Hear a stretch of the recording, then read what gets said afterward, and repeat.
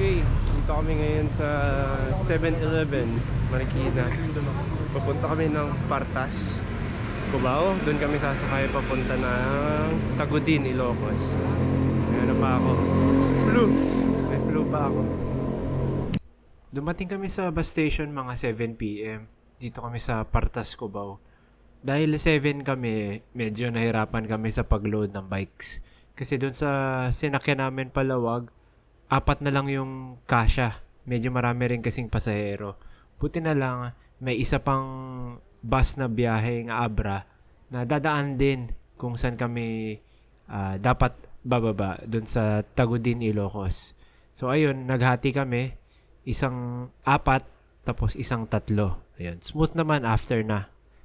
Nakarating na kami sa Tagudin. Siguro mga almost 3 AM. Time check, it's 2:53. Dito kami sa Tagudin bago kami umakyat. Bike check muna natin yung mga kasama. Ito ang kay Jonats, Giant Revolt na naka GRX. Tapos may New Baller na bag. Ito ang aking bike, Sunpeed with Sora components. Na lang tayo sa lubungin. Ito kay Miko, Kespor Overpack as always. GRX. Ito kay Lindon, Pinewood na naka GRX. Oo. Yung sa umaga. Ito kay Don Trek Domane na naka Integra. Integra yan eh. Kay Rocket ang Richie na naka GRX. And kay Ian Seaboard na naka GRX. Yan. So that's 7. Dahil 7 kami ngayon.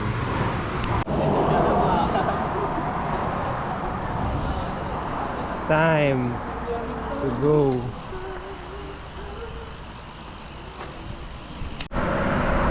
Alright, ride out ng 3 AM. Ito, ang dilim pa dito sa Ilocos. Ayan, dito kami ngayon sa sea level. So may aaw na. Ayun, medyo maliwanag dito sa Suyo. Dito na kami sa Suyo, 12 kilometers in. May problema kami. Sabi sa amin nung pulis, may landslide daw banda ron sa Besang Pass. So hindi kami sure kung kaya namin dumaan. Tingnan natin. Puntahan na lang namin, wala kaming choice, hindi mo pwede umuwi. Let's see. Ayan. Dito na kami sa Vagina Falls. Yeah, dilim pa.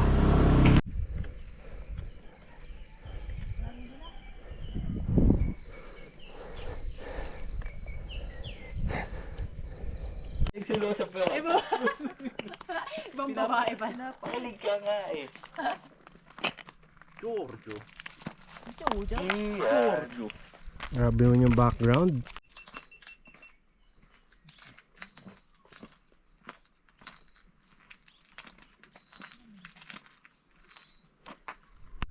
Alright, ride out na. Sana makaalis kami sa landslide.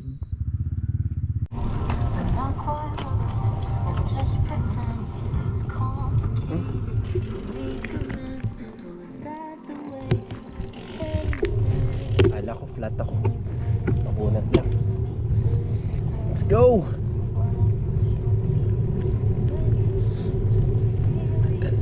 Ito na pinagdarasal na namin. Na sana ay makalusot kami sa landslide. Yun lang. Parang kaya. Oo, lalakarin lang eh. Lakad lang. Okay. Pinauna.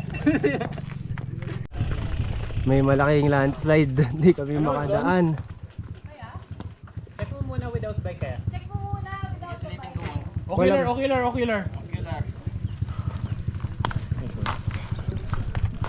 Ito na ang pagtawid sa landslide. On mo muna yung sa akin. Yung GoPro. On mo yung GoPro. Yung lang, sa baba. Pagod.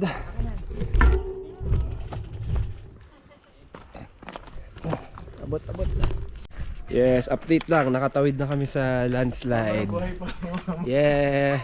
Buhay pa kami. One up. Ayun yung landslide. Oh. Tinawid namin galing kami sa kabilang side. Sa tulong nila kuya. Thank you po. Mark Anton. Yes! Pangalan ni Kuya na. Yes! Balik pa Jack na. Success ang ating tawid ng landslide. Meron pang 10 kilometers up to Besang Pass. Mga ano siguro yun, 1 hour and a half. Pagkatapos namin makadaan ng landslide, ganun pa rin, tuloy-tuloy na ahon pa rin with very nice views. Napaka peaceful din kasi nung road na to. Bukod sa walang dumadaan, dahil nga may landslide sa likod namin, talagang very scenic yung paligid. Puro bundok, pero yun nga, puro ahon din. Actually, yung ruta pala namin, hindi ko na-explain. Ang ruta namin ay nagsimula sa Tagudin, Ilocos. At ang endpoint namin for day 1 ay Bauco. And ang aming endpoint para sa day 2 ay Banawe. Kasi gusto namin magpunta sa Batad Rice Terraces. In terms of distance, hindi naman ganoon kahaba itong ride na to. Nasa 160 plus kilometers lang siya. Ang masakit lang dito, itong 160 plus kilometers ay may kulang-kulang 4,300 meters of elevation gain. So, yung day 1 namin actually nasa 2.7, tapos the rest ay for day 2. So, mas mahirap din talaga yung day 1.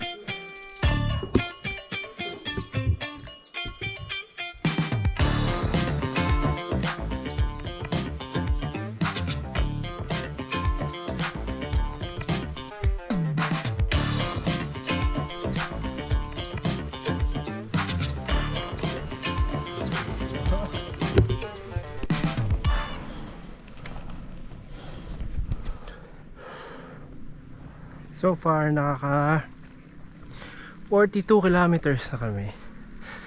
And 4 hours. So, mga 10 kph lang aming average. Puro ahon. Malapit na kami sa Besang Pass Monument. Doon kami galing sa baba. Tingnan nyo. Tingnan nyo yun. Look at that snake road. Tapos paikot yan hanggang dito. Welcome to Cervantes.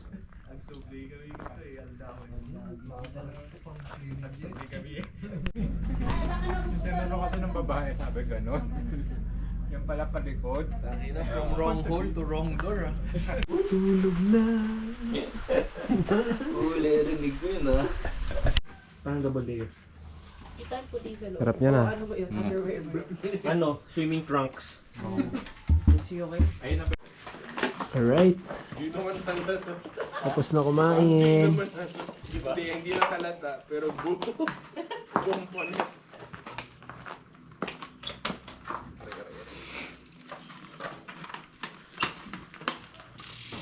Ay, tulog na naman ang leg. Yung lamig. Dito na kami sa Besang Pass Monument. 1,500 meters above sea level. The Battle of the Besang Pass. Lusong! Pinatikim din. 14 lang daw yung lusong eh. Ay, yung ahon din. 14 lang. Yes, mamaya. Oo. 24 sana ulit. Para pantay. Yan na. naman yung elevation.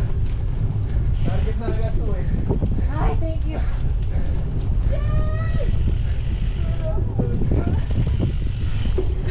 Lusong after 4 hours. Nakatikim din ng lusong after 4 hours. Shit, sarap. After around 42 kilometers, nagkaroon na rin kami ng downhill sa wakas. And talagang tuwang-tuwa kami kasi makapagpahinga na yung mga legs namin. Siyempre, ang ganda rin, no? Ang ganda rin ng views sa right side. Ang problema ko lang, sa amin kasing 7, ako lang yung naka-mechanical brakes. So, medyo kinakabahan din ako kasi yung mechanical brakes, after some time, medyo nawawala yung kapit eh. Mga 15 kilometers tong lusong na to, papunta ng Cervantes. Buti naman, hindi ako binigo ng aking Shimano Tourney TX805 na mechanical brakes. Makapit naman.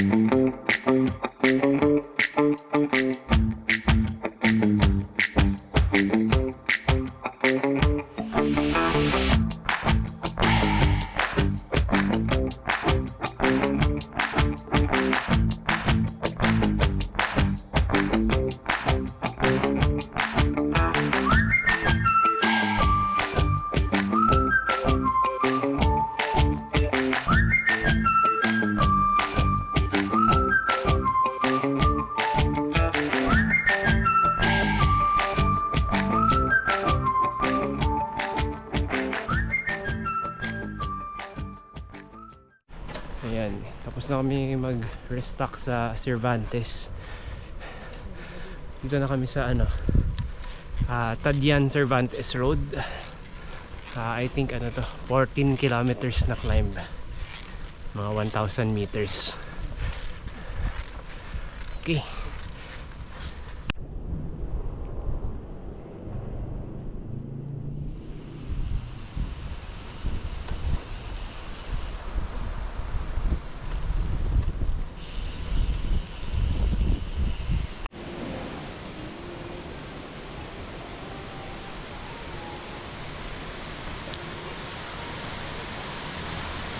May waterfall sa gilid.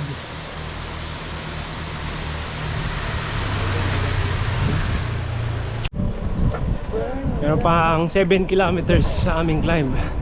Buti may konting recovery oh.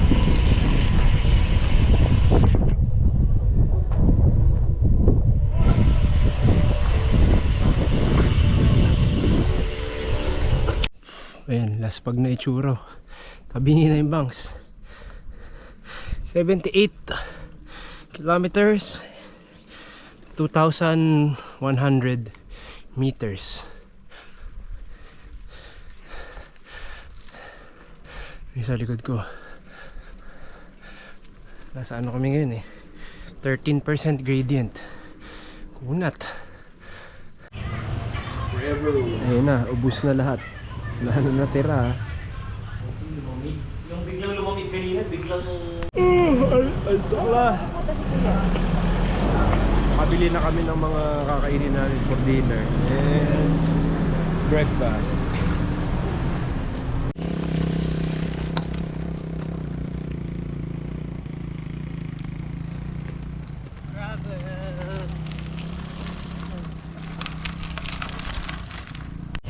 Medyo minalas, 2 kilometers na lang, umulan pa. Wisit, lamig-lamig tuloy.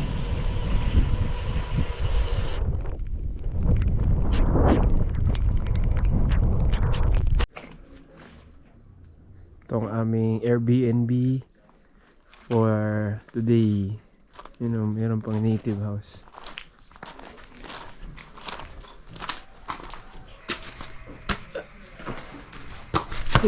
Shit! Putik pa ako mundo pa.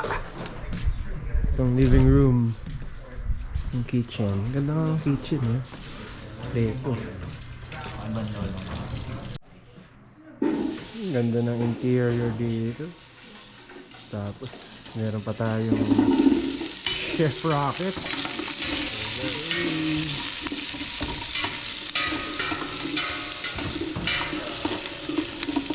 Grabe naman to.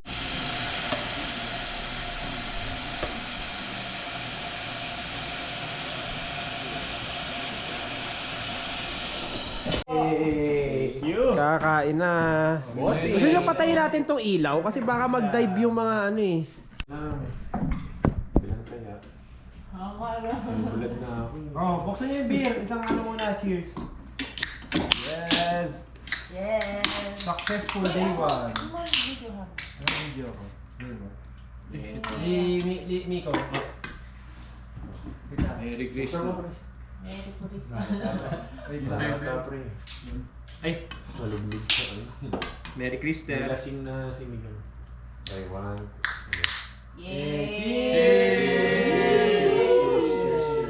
Yun, nilasing na ano sinigang. Sarap na dito. OMG. Sa'yo to? Yes, good morning. It's 5 a.m. And ngayon, nagluluto kami ng breakfast. Anong breakfast namin?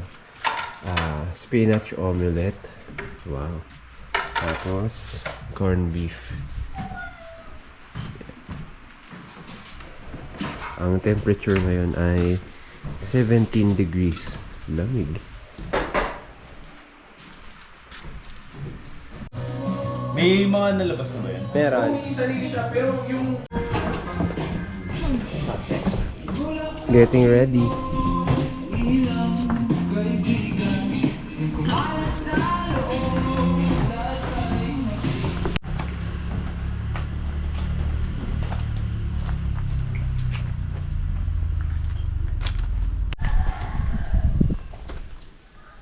Bye.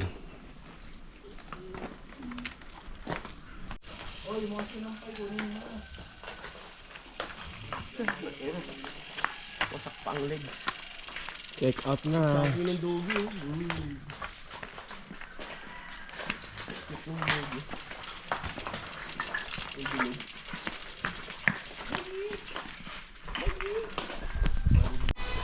Alright. Day 2.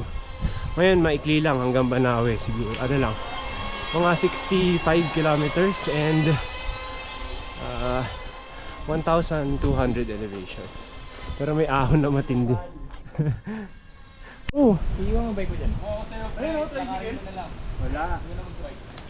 yun na nga, si Lindo naiwan yung bote.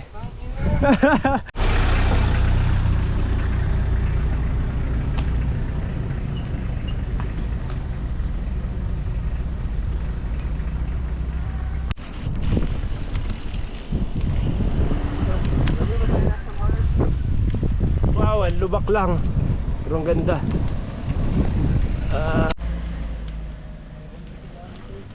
Manawe, 70 kilometers.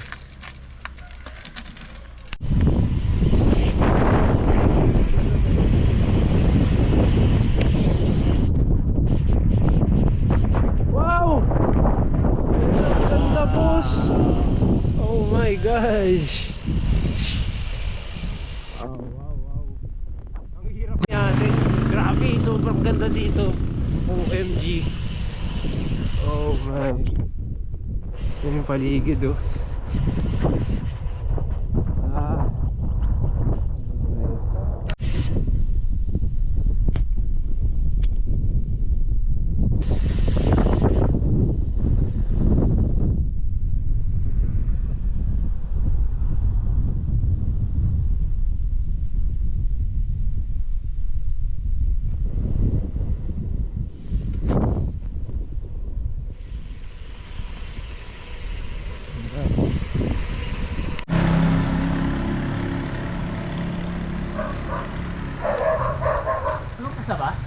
Hindi pa, doon pa yan. Dito na kami sa gilid ng Chico River. Papunta kami Bontoc Town proper.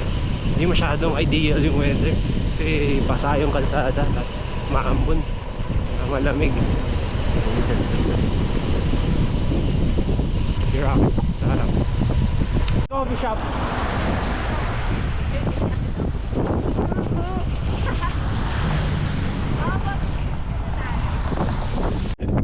Grabe hangin, no? Headwind.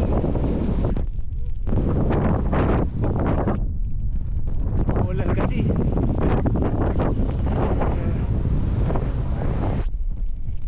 Yeah. May nakita kami magandang view dito.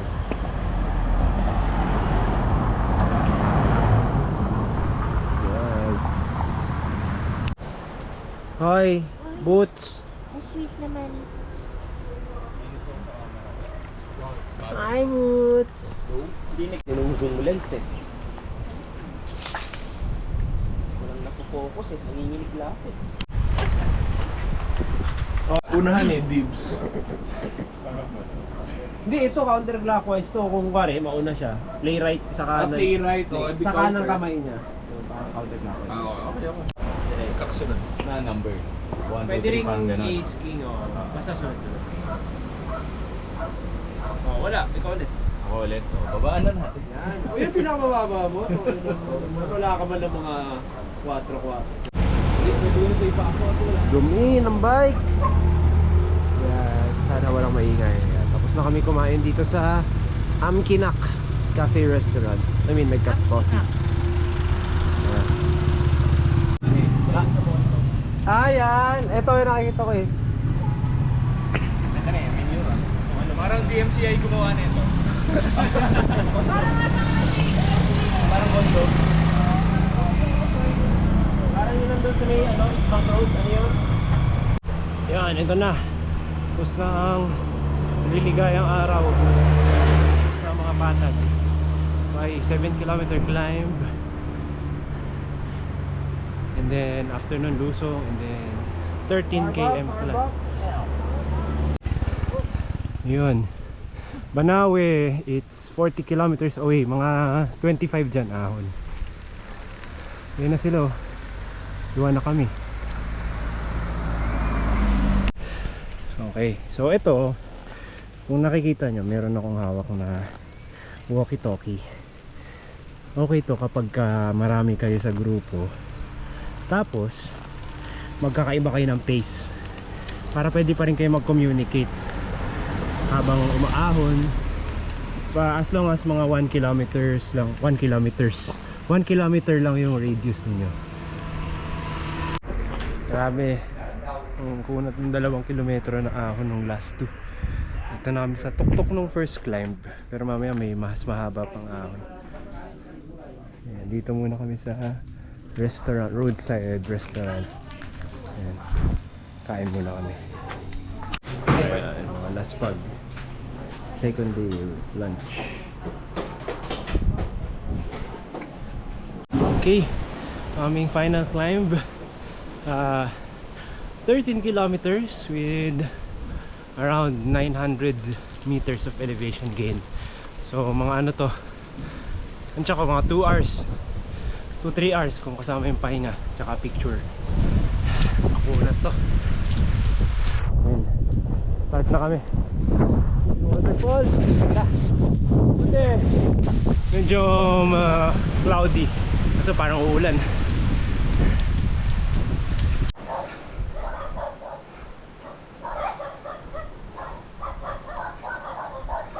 Oo, naka-video ka. Bawal mga habol pag naka-video. Naka-video ka. Nasa gitna kami ng rice terraces. Oh my gosh. Ganda. Ayun, sa rice terraces dito. Sa rice terraces sa baba. So, yung road nasa gitna siya. Ayun. Naka-ano na kami. Almost halfway into our 13 kilometer climb. Ang dami-dami pa. Mga 1 oras pa to. Woo! Okay pala?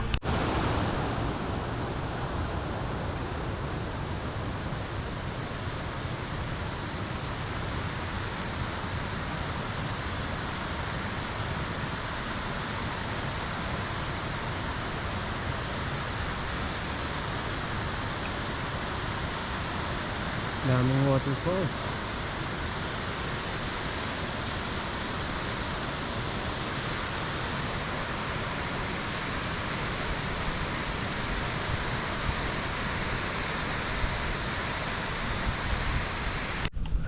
Last 3 kilometers. Ayun, umuulan, umaambon ulit. Tapos ano na, meron ng usok sa bibig pag umihinga. Yan, sharp curve. Yan sila.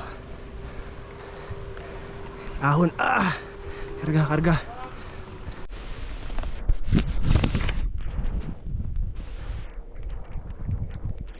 Ulan na ng tuluyan at 2,000 meters above sea level. So medyo maginaw din.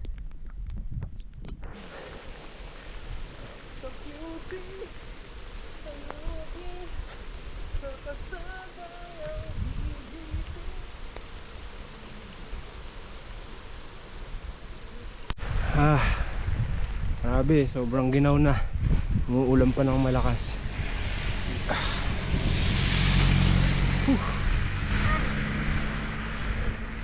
Nanginginig tayo, namamanhid na yung kamay ko. Ito na kami sa top of the mountain. 2,100 meters above sea level.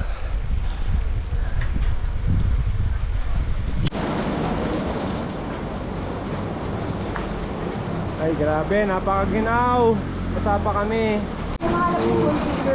Ayun, finally nakatapos na kami sa aming ahon. Nasa ano na kami, 2,000 meters above sea level. Tumila na rin ulan.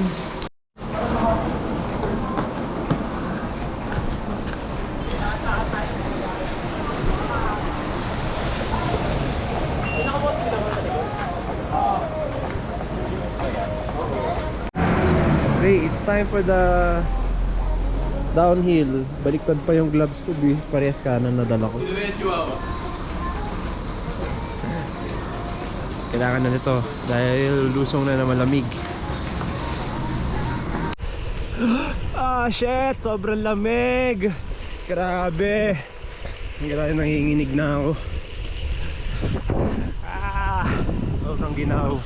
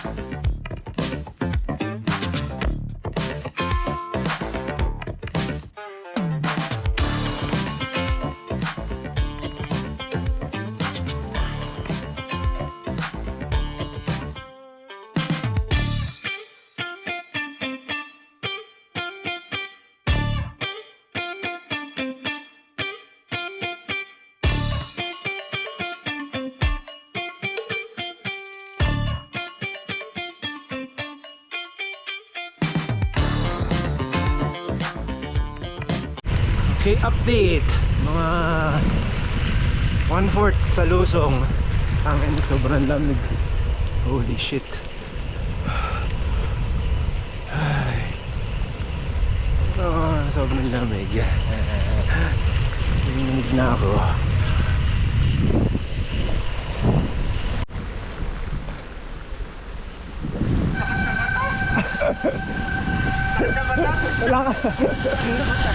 Wala kang ano? Lahat ng ulan, namana pa rin sa mata ko eh. Wala kang salamin?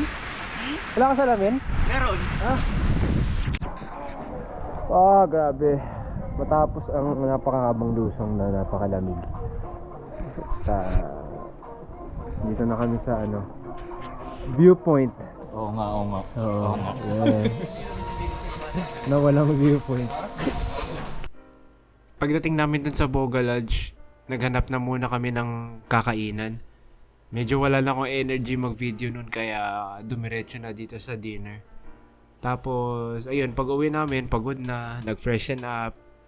Nag-orientation din pala kami kasi may hike kami. Ayan, so ito, nung umaga na, nung nag-breakfast lang kami, and then, aalis na rin agad dahil meron kaming day hike papunta sa Batad Falls or Tapia Falls.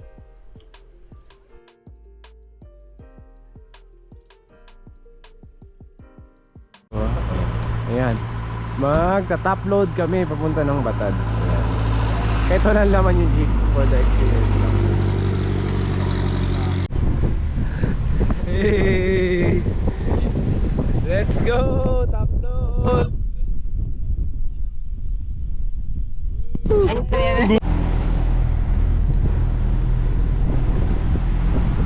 Wow! Safe na safe kami dito. Where's the Lindon? Where's the Lindon? Where's the Lindon? Oh my god, ito na yata pinakamatarik na road ever.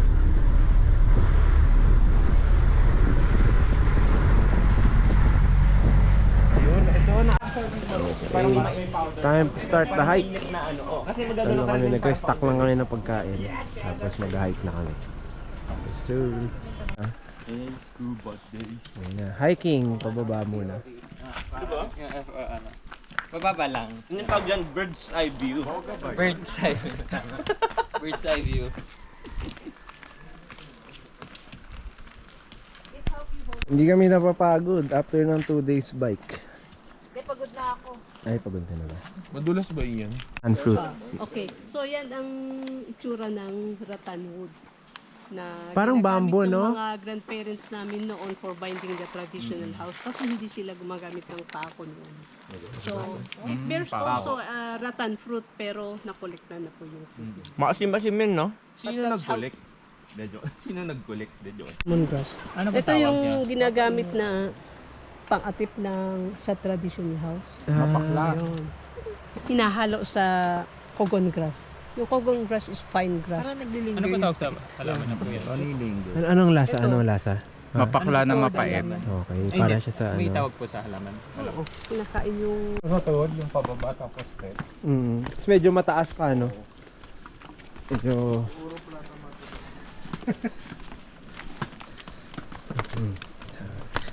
mga pagod pa sa bike. Ayun, tingin kayo ng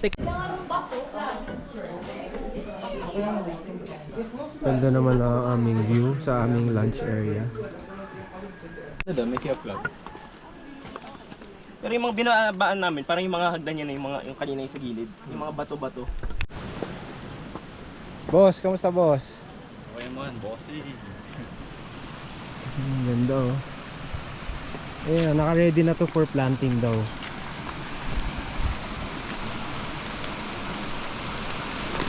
Ayan, ito mayroon ng palay nursery dito. Okay. So, hindi pa kasi harvest season eh. Tuwing August na yung harvest. Ayan, ayan. Grabe.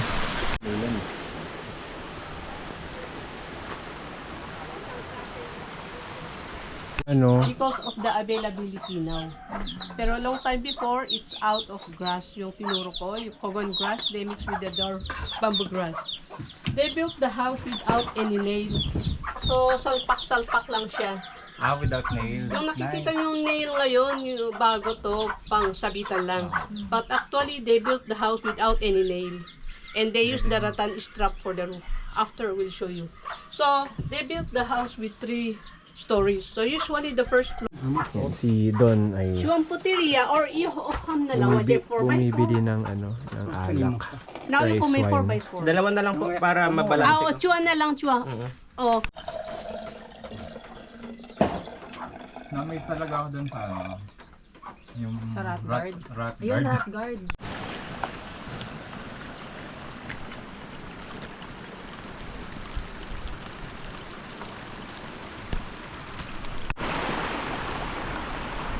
Ano, clutch?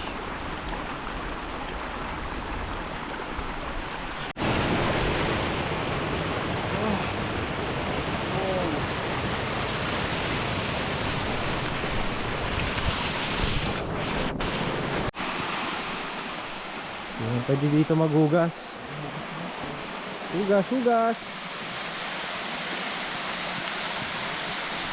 Unfortunately, dahil masama yung panahon, hindi kami pinayagan na tumuloy dun sa falls. Hanggang dun lang kami sa tinatawag nilang Blue House. Bumalik na kami, nag-lunch. And then, buti sila ate Raquel, yung aming tour guide, in-offer nila na tulungan kaming ihatid yung mga bikes namin papunta sa bus station. Kasi hindi pa ganun ka lapit yung bus station. Diretso na rin kasi kami after nito.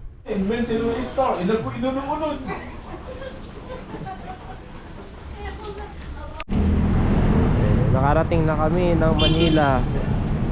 It's already almost 5 AM. Mga bike namin.